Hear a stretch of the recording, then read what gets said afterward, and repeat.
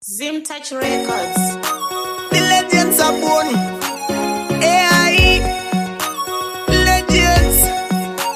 Ndanganda zile boys, ndanganda zile AI.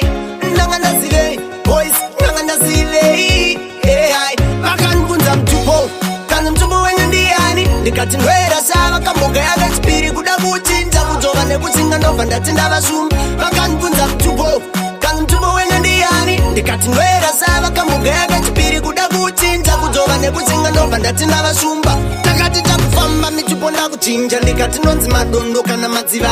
Kugeto vechikuru vobva vati gwenyambira, vapana vechidiki vobva vati chimudhara. Akabva ati ndonono achimbomira, michupo yakawanda pano ndoisiva. Gwenyambira chimudhara tadza kuiridha, ndoda wautangidza wobva waudekera. Mtupo kana mtupo wenyu ndiani? Ndikati ndwera sava kamboga yakachipiri kuda kuchinja kudzova nekutsinga ndobva ndati ndavashumba. Vakanibvunza mtupo, kana mtupo wenyu ndiani? Ndikati ndwera sava kamboga yakachipiri kuda kuchinja kudzova nekutsinga ndobva ndati ndavashumba.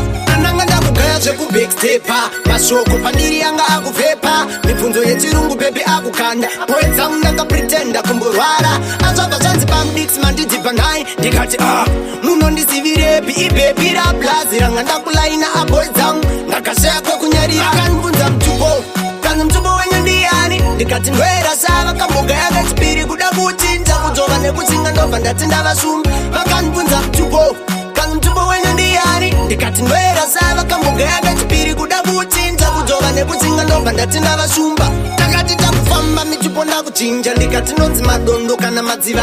Kugeto vechikuru vobva vati gwenyambira, vapana vechidiki vobva vati chimudhara. Akabva ati ndonono achimbomira, michupo yakawanda pano ndoisiva. Gwenyambira chimudhara tadza kuiridha, ndoda wautangidza wobva waudekera. Mtupo kana mtupo wenyu ndiani? Ndikati ndwera sava kamboga yakachipiri kuda kuchinja kudzova nekutsinga ndobva ndati ndavashumba. Vakanibvunza mtupo, kana mtupo wenyu ndiani? Ndikati ndwera sava kamboga yakachipiri kuda kuchinja kudzova nekutsinga ndobva ndati ndavashumba.